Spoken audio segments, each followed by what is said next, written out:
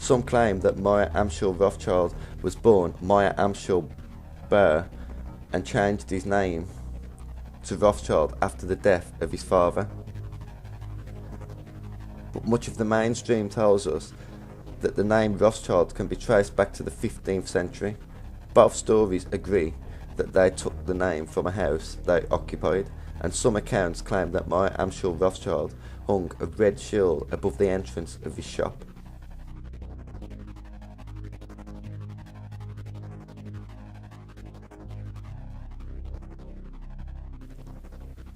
Inside the shield, according to some accounts, there was a double-headed eagle. Others claim it was an hexagram, like the Star of David as seen on the Israeli flag, known in Hebrew as the Shield of David. A hexagram is a six-pointed geometric star. It is also one of the most ancient symbols and on the outside of many Masonic temples as a decoration. Albert G. Mackey in the Encyclopedia of Freemasonry explains its Masonic meaning.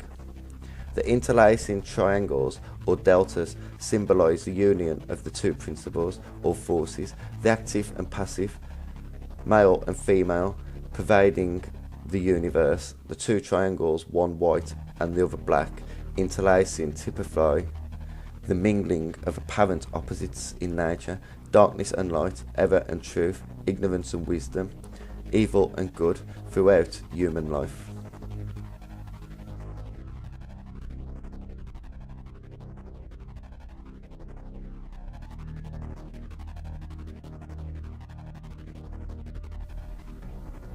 The Seal of Solomon is a ring that God given to King Solomon.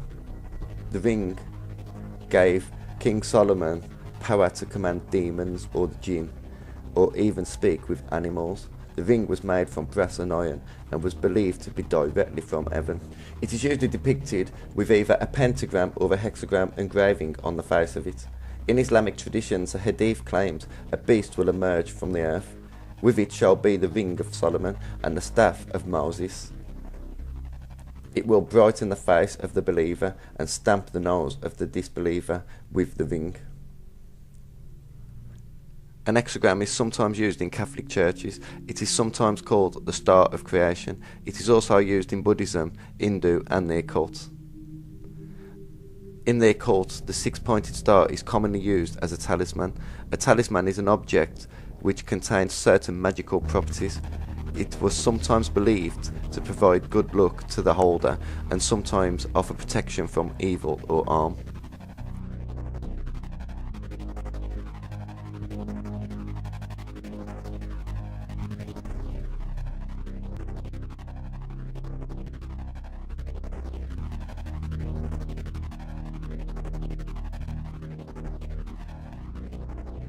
By the early years of the 19th century, Meyer Amschel Rothschild had consolidated his position as principal international banker to Prince Wilhelm of Hesse. He began to issue his own international loans and borrowing capital from the Landgrave.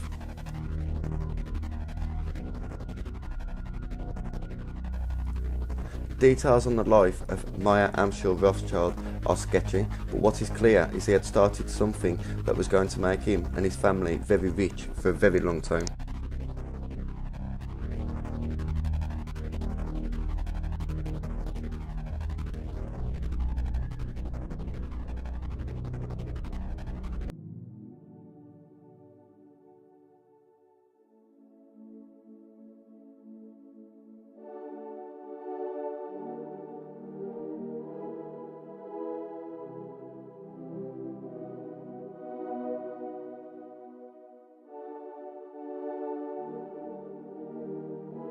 Researcher Paul Johnson writes, "The Rothschilds are elusive. There is no book about them that is both revealing and accurate.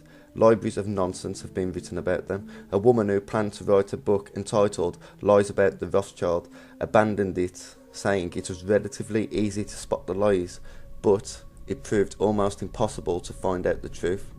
He writes that unlike the court of Jews of earlier centuries, who had financed and managed European noble houses but often lost their wealth through violence or expropriation, the new kind of international bank created by the Rothschild was impervious to local attacks. Their assets were held in financial instruments circulating through the world as stocks, bonds and debts.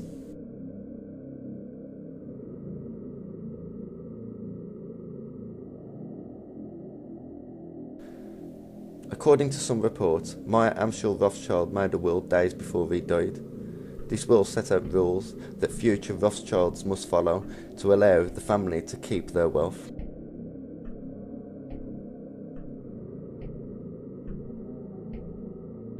All key positions of the House of Rothschilds were to be held by members of the family and not hired hands. Only male members are allowed to participate in business. The oldest son of the oldest son was the head of the family unless the majority of the family agreed otherwise.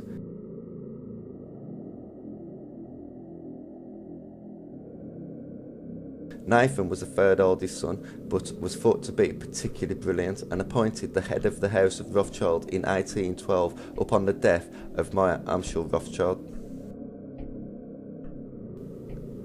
The family was to intermarry with their own first and second cousins, allowing them to preserve their vast fortune.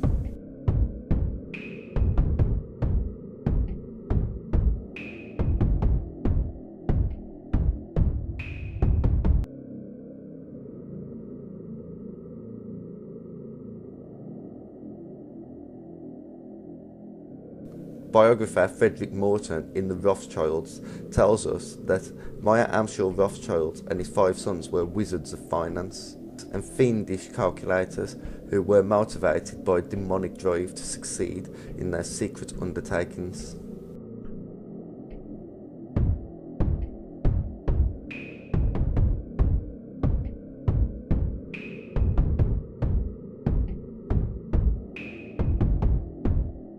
In recent years, the internet has become flooded with information regarding the Illuminati, the Rothschild family, and there is undoubtedly a lot more information that is easily accessible today than there was 15 or 20 years ago. Many conspiracy theories point out that much of the information is false, put there by people that actually indirectly work for the Illuminati or the Rothschilds. Like World War II, there are so many lies about the Illuminati, it becomes a challenge telling what is truth and what is not.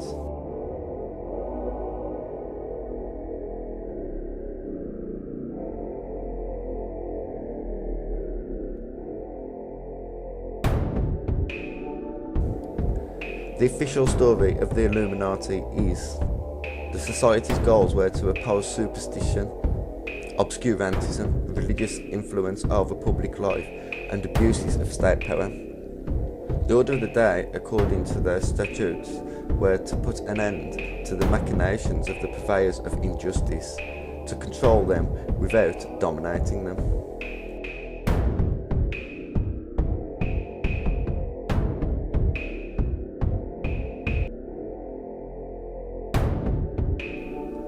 The Illuminati, along with Freemasonry and other secret societies, were outlawed through edict by Bavarian ruler Charles Theodore with the encouragement of the Roman Catholic Church. In the several years following, the group were vilified by conservative and religious critics who claimed that they continued underground and were responsible for the French Revolution.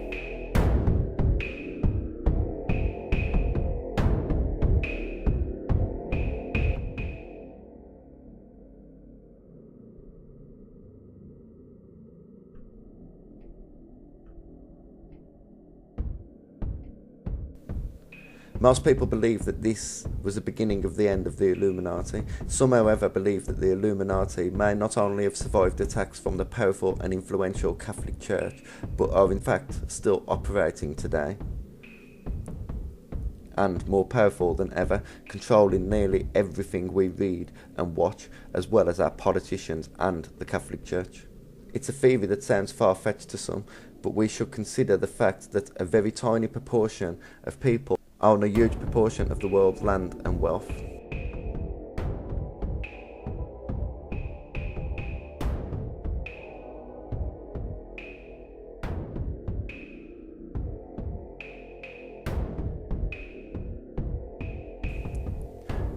These so-called conspiracy theories claim that the Illuminati are occultists withholding valuable information from people. Some claim that the Illuminati have infiltrated other sections of society, as well as secret societies like the Freemasons, the government, banks, corporations, media and religions.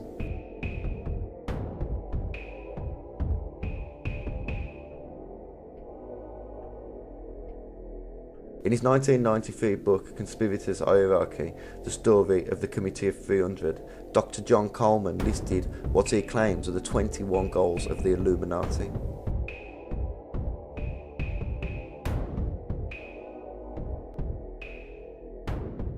One, to establish a one-world government / New World Order with a unified church and monetary system under their direction. 2, to bring about the utter destruction of all national identity and national pride. 3, to engineer and bring about the destruction of religion, and more especially the Christian religion, with one exception, their own creation.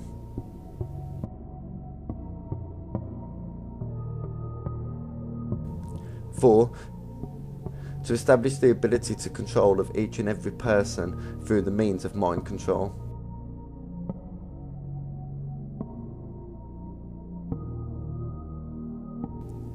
5, to bring about the end of all industrialisation, to end production of nuclear generated electric in what they call a post-zero growth society.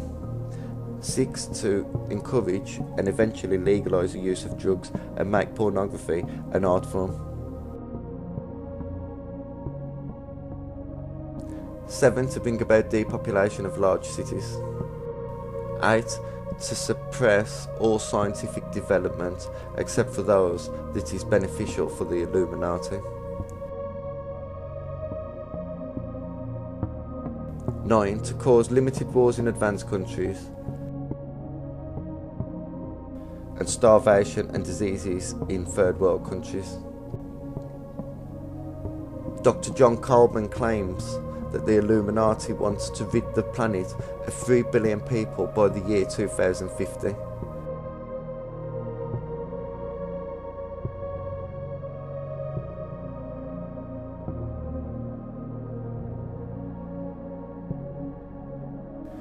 To weaken the moral fibre of the nation and to demoralise the working class. 11, to keep people everywhere from deciding their own destinies by means of one created crisis after another and then managing such a crisis. This will confuse and demoralise the population. Apathy on a massive scale will result. To introduce new cults and continue the boost of those already functioning. To continue the built-up cult of Christian fundamentalism, begun by the British East Indians Company's servant Derby, which will be misused to strengthen the Zionist state, by identifying with the Jews through the myth of God's chosen people and by donating very substantial amounts of money to what they mistakenly believe is a religious cause in furtherance to Christianity.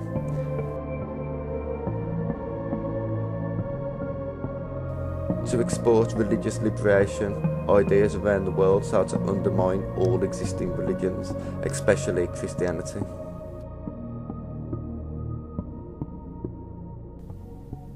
To cause a total collapse of the world's economies. To take control of all foreign and domestic policies in the USA. To give the fullest support to the supranational institutions such as the United Nations, the International Monetary Fund, the Bank of International Settlements, the World Court, and, as far as possible, make local institutions less effective by gradually phasing them out or bringing them under the mantle of the UN. 19. To penetrate and subvert all governments and work within them to destroy sovereign integrity of all nations represented by them.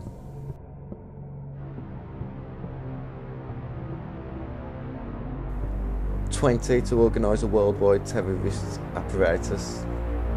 21. To take control of education in America with the intent and purpose of utterly and completely destroying it.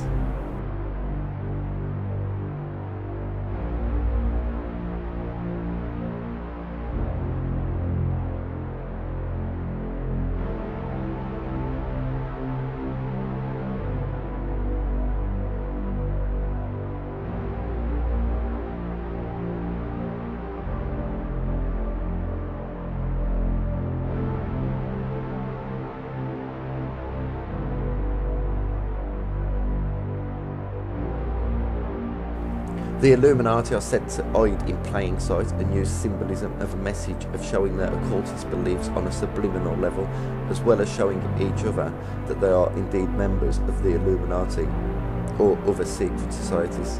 The most obvious and noticed symbol of the Illuminati is the Eye of Providence. It is sometimes called the All-Seeing Eye. It is seen on the American $1 bill. Sometimes the eye is located above an unfinished pyramid.